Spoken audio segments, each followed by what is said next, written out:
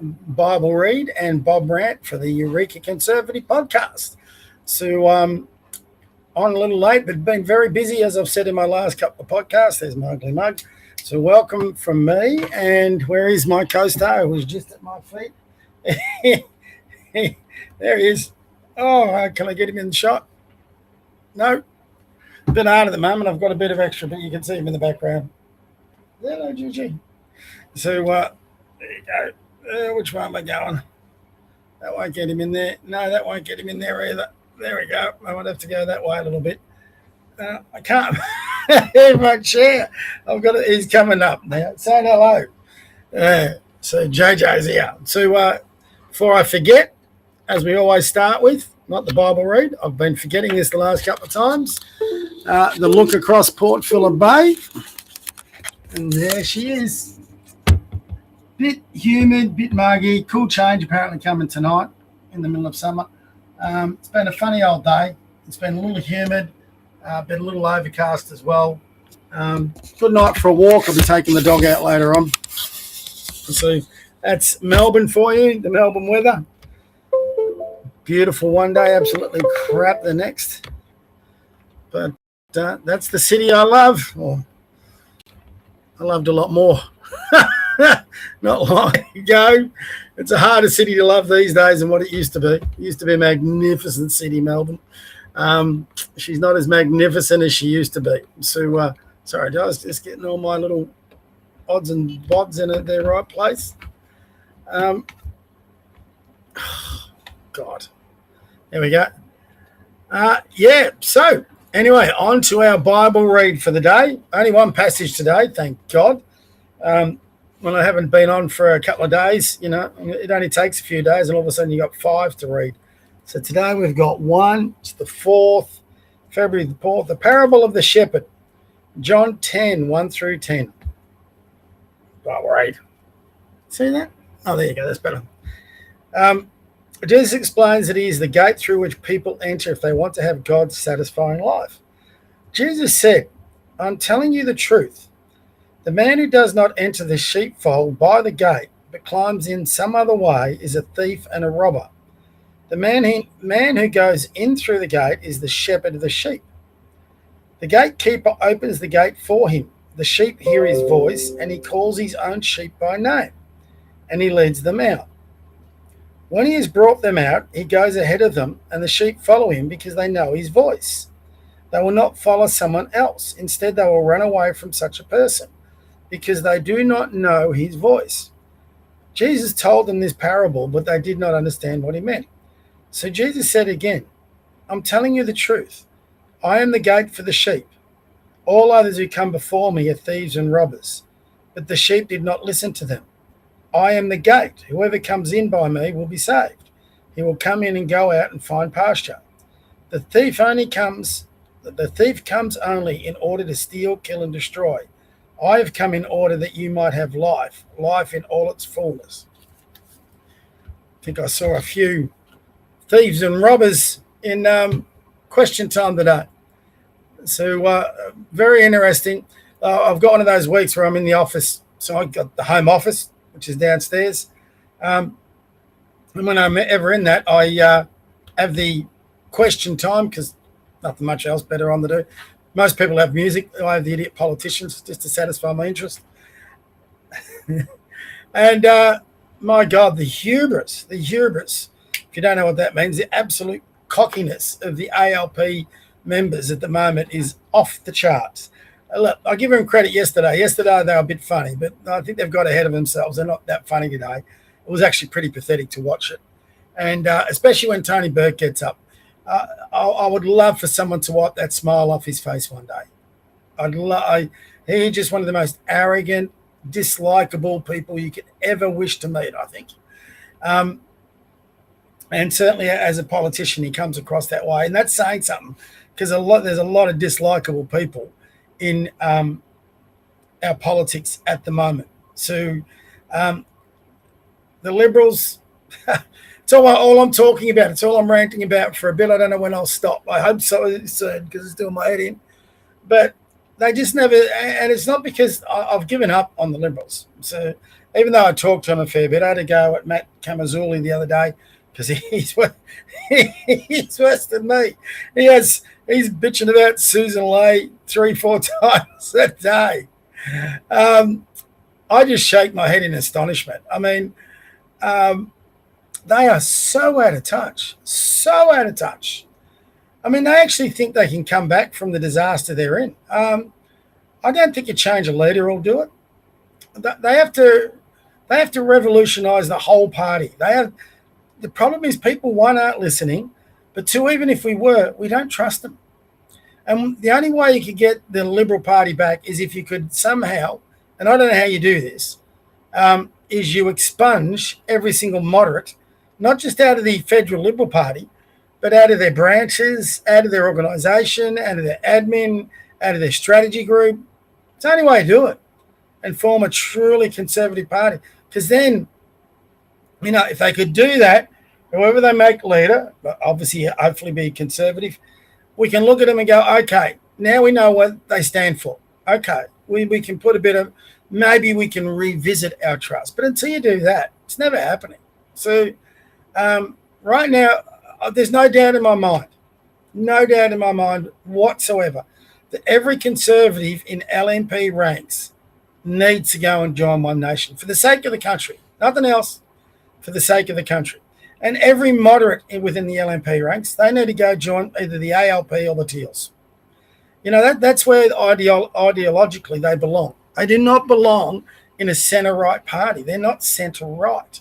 This is not your small L Liberal from, 3 decades ago. This is a totally different beast. And this is what a lot of people within the Liberal Party do not understand. Whether you're a Liberal voter, whether you're in the branches, whether you're whatever, you're not working for the same Liberal Party anymore.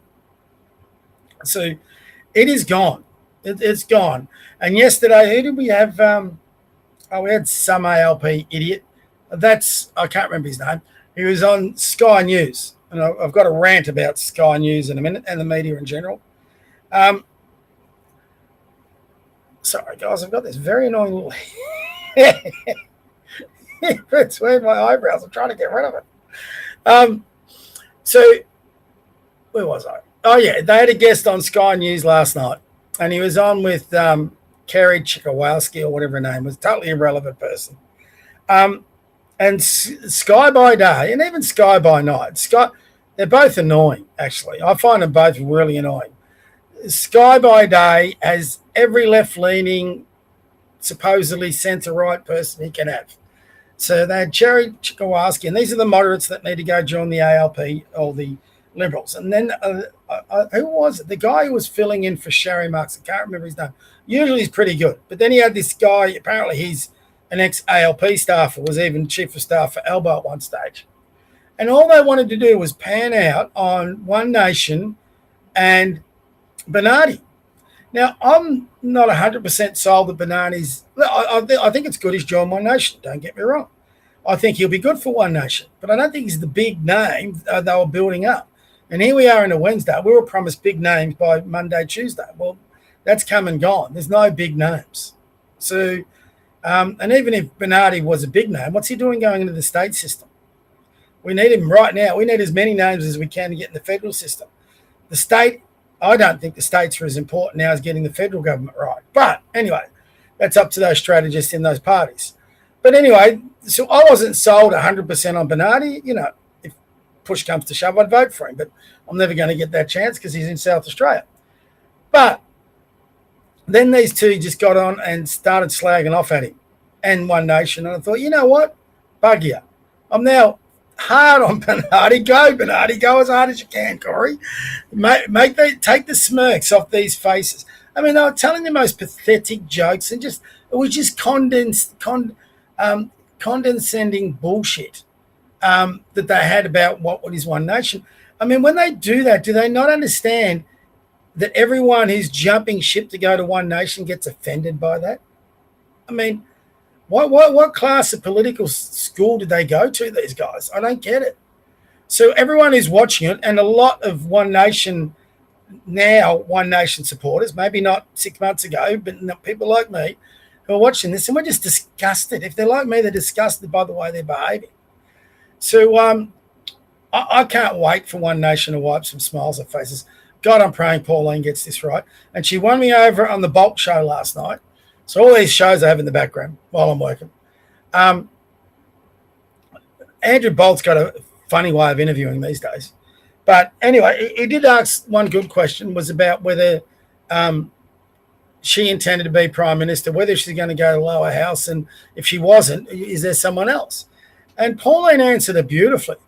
Unlike all the other ones who are backstabbing and trying to get votes and get the top job, Pauline just came out and straight said it. She goes, I've got no ego. I don't care if I'm Prime Minister or not. If there's someone better else, well, I'm happy to, nominate them and I'll keep doing what I'm doing. But she then said, I think I'm best once to serve. And no one's earned the right more than Pauline to stand as leader of that party.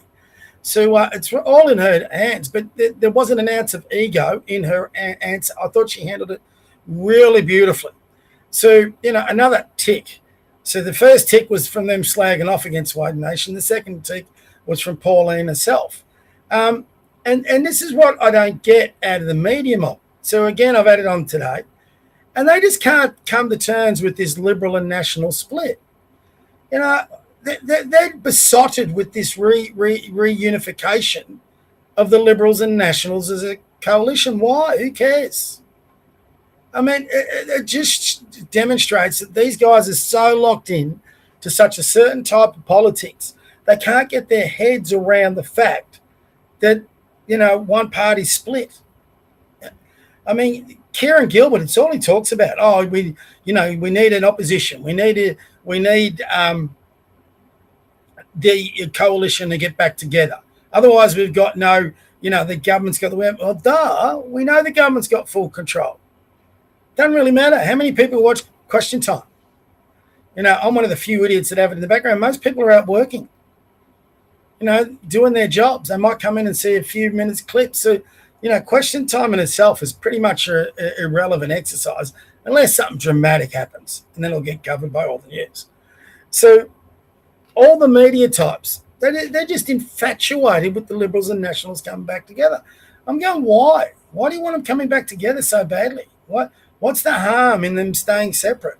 And I said this last night. If I was Little Proud, I wouldn't be having meetings with Susan Lee about forming a coalition. I'd be picking up the phone to Pauline Hanson. I'd be going talking to them again. Forget about how many seats they've got in the parliament, because that's all going to change the next election. I do not see this turning around. I don't care if they have a change of leader.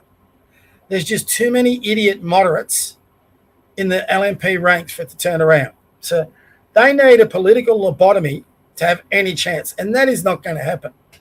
They're just delusional. You listen to Susan Lee and her comments, she's just delusional. She thinks she can win the next election. There's no doubt in my mind about that. She's got zero chance. And if she was ethical, the right thing for her to do right now, if she cared about a party and she cared about this nation, she'd resign. Let someone better come and do the job. Guess what, honey? Aren't you watching the polls? Aren't you reading the social media?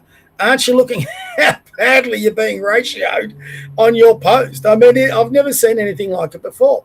Where's all the strategists? I mean, this is cruel what they're doing to her. Those that are propping her up and keeping her in that position, it is absolutely cruel what they're doing to her. She's got no chance of getting out of this unscathed, and she will get dumped as leader. But my concern is all the moderates are holding her up there and keeping her there until they can get their numbers together so they can vote their person in, and then we'll be back through the old Scott Morrison years. If you remember when Dutton was the one who had the courage to challenge Turnbull, and then all of a sudden Morrison stuck his head out and said, no, I'll be Prime Minister. I just wonder how Dutton would have gone had he been successful in ousting Turnbull and becoming leader and then Prime Minister, because Blind Freddie could have won that election. Turnbull couldn't have, because he's an idiot. But, when you're up against Bill Shorten, I think anyone could. And realistically, you should never have lost the bloody elbow of all people. But Morrison did. Oh, my God, that man Morrison, he's a shocker. So very, very interesting in the way it is all panning out. So, again, I've been on social media a little bit, not a lot, so I'll share a little bit. So I don't have a huge amount to talk to, other than giving my Eureka Conservative podcast a plug. Tomorrow night, 8 o'clock, we've changed nights. So just remembering that. There hasn't been, this is supposed to be the week that there was all these leadership challenges. So they all fizzled out, didn't they? The guy at the Nationals got, one vote? And there's been nothing happening at the Liberal Party. So Sam Groth. There's so many comments about, for those who don't know, Sam Groth has told, so this is the state Liberals now. So Sam Groth has told the media and his party that he's resigning next week. Not a surprise, but I think it's pretty selfish too. And I'm not talking about the Liberal Party. The Liberal Party deserve everything that's coming their way. I actually think they'll sneak in a government, only because everyone wants the ALP out, but I could be wrong there. But selfish for the state. He should have held on. Number one, have a by-election. The electors in Flinders are going to have to vote in this by-election and then come back and vote again in November. Just stay in there till November, you idiots. You've already on the backbench. So a really selfish thing by him. Don't know what it is. Maybe he's a bit more angry about Brad Batten getting knifed, and especially with David Southwick coming back in. So the Liberals are now run by the moderate faction yet again at state level, and they're run by the moderate faction at federal level. So it's just a recipe for disaster. So, and Victoria, God knows we need a different government. Even a bad, moderate Liberal government's better than the bloody AL mob we've got. But this sort of crap is just going to reinforce how disunited the Liberals are, and don't see how that's going to happen. So interesting. And maybe there's a lot more bad blood between him and Jess Wilson than we all first thought out. But who was the absolute rocket scientist in Liberal Party headquarters that thought it was a good idea to roll Brad Batten? Brad Batten was cruising to a win. Now, it's all highly in doubt. And both the ALP and the media have a bunch of stuff to come at Jess Wilson about now.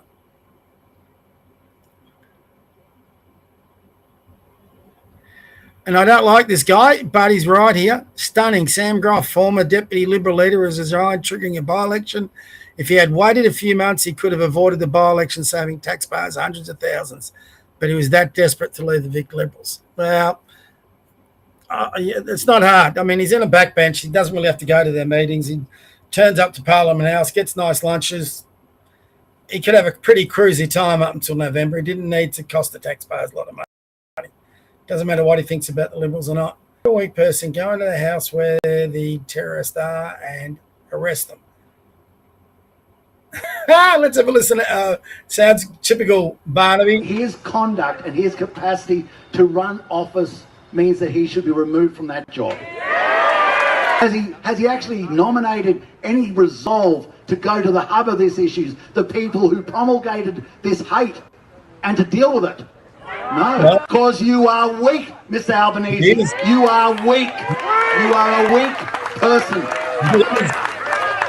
Show some resolve. But let's see you actually go into the house where the terrorists are and arrest them.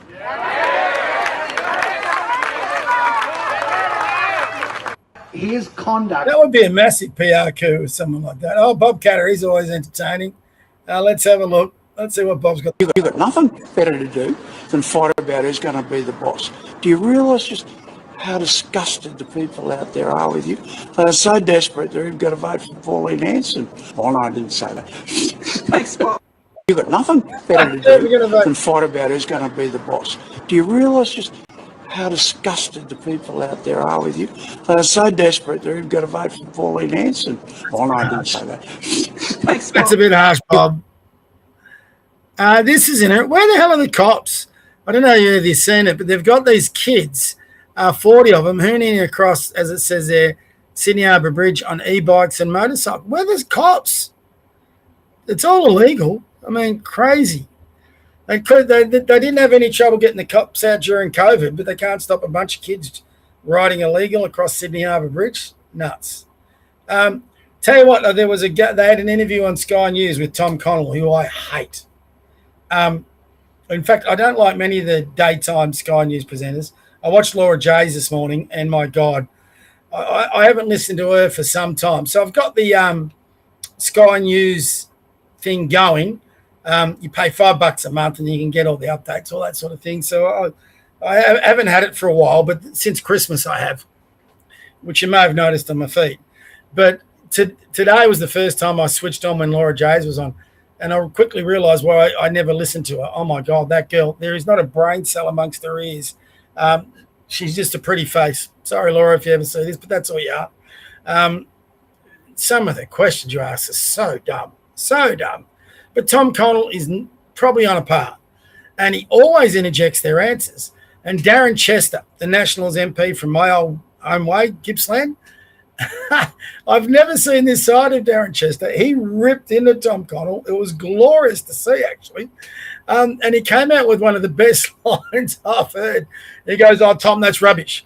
And because Tom was trying to implicate David Littleproud. And Darren Chester, to his credit, which I was surprised by, stuck by him. And he said, "No, I was in those meetings. I was all that." So they're getting all these little arseholes in the Liberal Party dropping these anonymous leaks. So that'd be Tim Wilson, Alex Hawke, Julian Leeser. All these guys are dropping leaks on Littleproud and the Nationals.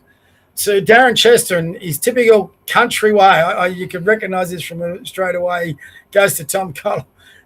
It was a hilarious line. He goes, "Tom, if you only had testicles, that'd make her your uncle." That's all nonsense. That was the best line I've heard all week. And there's been some funny lines. Kevin Rudd in the Epstein file. How many times? Get my glasses on.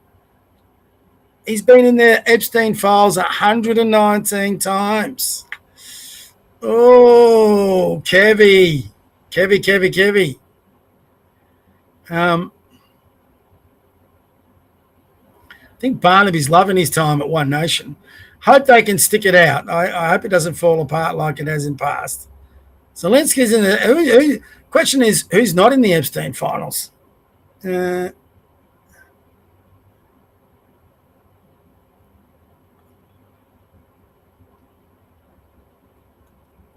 Excuse me, guys. Just had a big yawn. Else Jimmy Bob's rolled by Elwood. So there's not a lot happening today, so I'll stop sharing that now. Not a lot happening. Had my rant. I don't want to go for longer than 30 minutes. Tomorrow will be much more entertaining. And then we got the Eureka Conservative podcast tomorrow night, 8 o'clock. So I'm going to call it a day there on that one. It was been a bit of a ramble rant because, again, I'm just that bloody busy. So I'm sorry to everyone. I will get this better in the next week or two. Love to get some guests on for my Eureka Conservative podcast, the weekly one. That's going to get very interesting. But for today... buy me a coffee. Look at the links if you like what I'm doing. But from me, God bless. God bless your kids. God bless your grandkids. God bless. Is he still there? Yes, he is. Can I get a pin? No, I can't. It's a bit of... Hold on. I've got to get him into it. Where is he?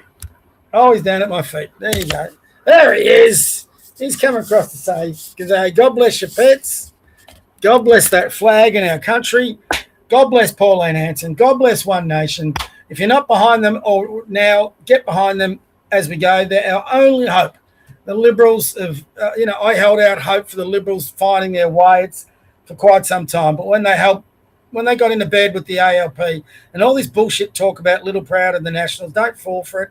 They lost all of us the moment they got in bed with the ALP about those hate speech laws. That's when they lost everybody. Everyone that follows me or all the people I follow, it's all the same commentary. It's got nothing. In fact, we respect the Nationals for standing by their views. We can't stand the Liberals anymore. And we've given them enough chances. Time to go somewhere else. That's what I'm doing. That's what I think hundreds of thousands, if not millions of others are doing. And let's hope that wave of momentum keeps coming and they keep getting some solid people into their ranks and we can have finally an opposition. Because, again, if you're watching Question Time, there is no opposition to Albo and the ALP. But that's going to be their downfall because they're so cocky. Anyway, God bless everyone. Save that for tomorrow, and I'll see you tomorrow afternoon.